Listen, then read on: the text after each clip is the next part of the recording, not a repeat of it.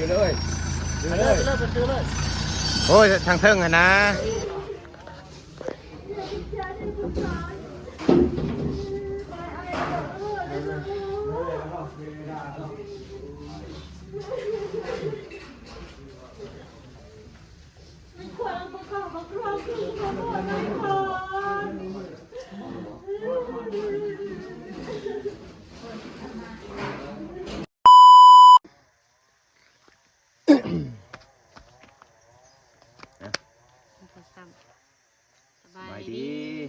สบายดีFC บัดสุขคนเนาะ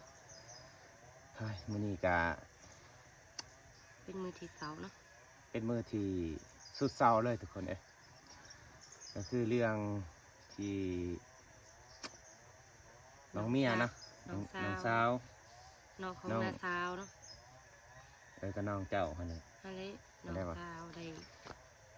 น้องเมียเนาะทุกคนเนาะได้แบบว่าคลิปนี้ก็เป็นคลิปที่ว่าเสาแห้งเนาะทุกคนเนาะแต่ว่าเป็นคลิปเสาเนาะเอาสิคลิปนี้ก็สิมาแจ้ง FC เบิดสุขคนเนาะที่ว่าให้ FC เบิดสุขคนรับรู้นำกันเนาะทุกคนเนาะก็คือน้องเมียก็คือแบบว่าเสียชีวิตเนาะทุกคนเสียชีวิตเมื่อคืนนี้เนาะทุกคนแต่ว่าก็เมื่อคืนนี้บริถ่ายคลิปให้พี่น้องเบิ่งเนาะทุกคนเนาะก็เสียประมาณ7 โมงเนาะเสียประมาณพอดีห้องสิไปเบิ่งเพิ่นเนาะแบบว่าสิไปเบิ่งเพิ่นแล้วทุกคนเนาะสิเสียเนาะไปเบิ่งว่าเป็นหยังใครแน่ล่ะบ่พอดีไปฮอดก็พอดีพอตอนเพิ่นเสียเนาะคือไปฮอดก็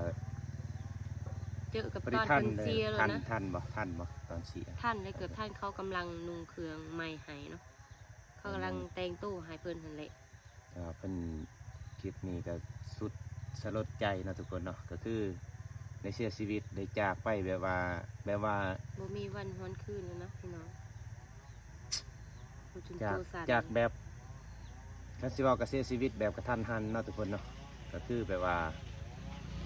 คนที่ว่าอายุยังน้อยเนาะทุกคนเนาะประมาณ22ได้แหละ22นี่แหละ22 ปีวะแล้วเกิดปี2004เลย2004นะทุกคน22นี่แหละคนก็บางงามๆเนาะทุกคนก็กำลังขึ้นซาวนะสิว่ากำลังขึ้นซาวนะทุกคนก็บ่ทันได้สร้างครอบครัวอีต้นว่าทางครอบครัวก็ถือว่าเสียใจแฮงเสียใจเธอสุดเศร้าแล้วนะทุกคนเล่าพัดอันนั้นอยู่เฮือนผู้เดียวสำเนาแบบอันนั้นเอื้อยอายพัดว่าออกเฮือนไปแล้วเนาะผู้นี้พัดครอบครัวเพิ่นจักคน3 คนอายเอาเมียแล้วอันนั้นเอื้อยก็เอาผัวออกเฮือนแล้วเนาะยังแต่เพิ่นผู้เดียวพัดประทันเอาผัวสำเนาพัดได้เสียก่อนเลยเดี๋ยวนี้ก็ยังแต่โตกับเมย์หันเลยเนาะผู้อยู่ก็สู่ต่อไปหันเลยเนาะเหตุใดมันเกิดขึ้นแล้วเนาะพี่น้องเฮาก็ไปซอยเพิ่นแล้วมื้อนี้ซอยจัดงานให้เพิ่นหั่นแหละก็สิไปซอยงานหั่นแหละเนาะทุกคนเนาะมื้อนี้เพิ่นก็ได้เกี่ยมแบบงานอันนั้นคืนนี้ก็ถือว่าไปอบอุ่นน้ำเพิ่นเนาะก็คือว่าพวกก็ถือว่าเป็นเพื่อนพ่อเฒ่าเนาะทุกคนพ่อเฒ่าถือว่าเป็นน้าบ่าวของเมียเนาะทุกคนก็คือเฮานับถือทางเฮาก็คือแบบว่าเพื่อนพ่อเฒ่าอะไรเนาะเพื่อนก็เป็นแบบว่าน้องเมียน้องแบบว่าลูกน้าสาวเนาะลูกน้าสาวของเมียข่อยเนาะทุกคนน้องเท่ๆเนาะบ่แม่นว่าน้องขิงๆดอกเนาะน้องลูกน้าสาวเนาะทุกคนมื้อนี้ก็สิได้ถ่ายให้เบิ่งเนาะถ่ายได้น้อยเดียวหั่นแหละถ่ายบรรยากาศให้เบิ่งเนาะทุกคนก็สำหรับ FC เนาะท่านใดก็สิอยากมาแบบว่ากินทานเนาะก็ถือว่าก็ซอยได้เนาะทุกคนซอยได้มากินทานน้ำได้เนาะทุกคนเนาะได้ทรงสการมื้ออื่นเนาะมื้ออื่นมาทรงสการมื้ออื่นเลยเป็นทรงสการอื่นเนาะก็มื้ออื่นเป็นมื้อที่แบบว่าทรงสการเนาะทุกคนแต่ทางครอบครัวเพิ่นก็ว่าบ่จักลายเลยนะทุกคน ลูกสาวเดียวเนาะทุกคนก็ถือว่าซ้ำลูกสาวเดียวนั่นแหละแต่ ลูก ยั สาง ว คน ห ห ลา นึ่งเนาะลูกสาว ยัง หลา อยู่น้ำเมย์พอดีเป็น3 คนนั่นนะ ป่วยเนาะทุกคนแบบว่าเป็นพยาธิของเดียวเองหั่นแหละเนาะเป็นพยาธิของเพิ่น เพิ่นก็ได้เจ็บกับประมาณ เจ็บ หนึ่ง ป่วย แหละ ประมาณโอ้ไปนอนท้องหมอก็สิเขาเป็นเดือนเลยทุกคน ก็คิดว่าสิเพิ่นสิดีหั่นแหละคิดว่าสิฮอดมื้อนี้เนาะ คือว่าเพิ่นสิดีนะทุกคน เฮาอันนั้นก็ไปเบิ่งขึ้นนี่ว่าไปเบิ่งธรรมดาหั่นแหละผัดไปพอตอนเพิ่น เพิ่น จากไปซำเนาะ สิ้นลมหายใจเนาะทุกคนก่อนเสียใจนำครอบครัวของน้าสาวเนาะน้าสาวของเพิ่นหรือว่าพ่อเฒ่าแม่เฒ่าอันนี้เนาะมีแต่สิไปซอยงานเพิ่นนั่นแหละทุกคนเนาะมื้อนี้สิไปซอยงานเพิ่นก็สิไทยให้เบิ่งเล็กน้อยเนาะทุกคนเนาะไปก็สิ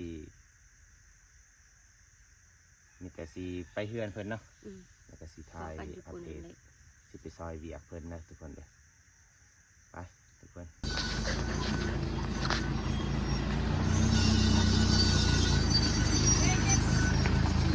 ซื้อเลย ซื้อเลย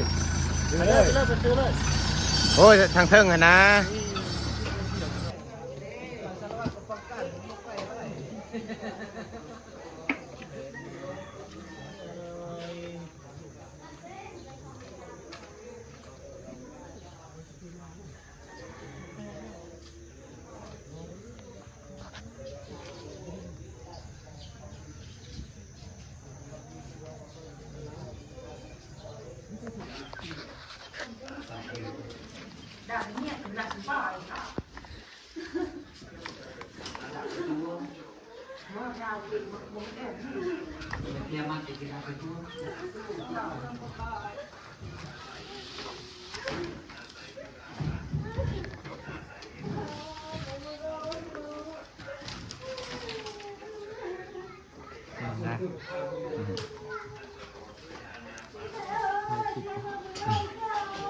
ตัดเส้นติ๊กต็อก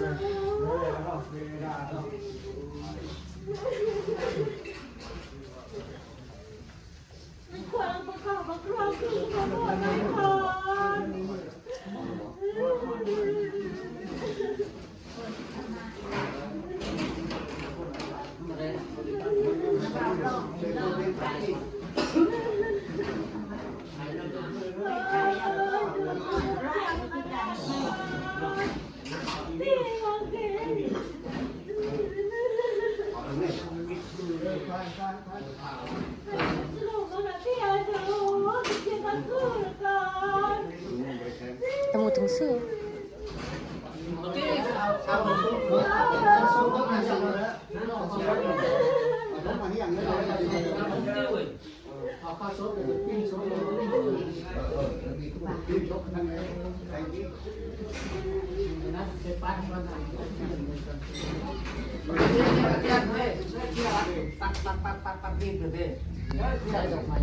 แต่ว่าตาเองนี่ เปลี่ยน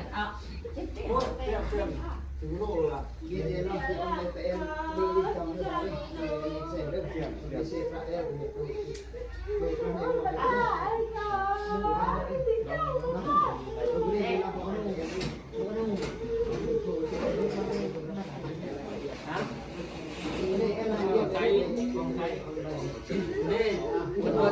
เท็ดไปดีเข้าแล้ว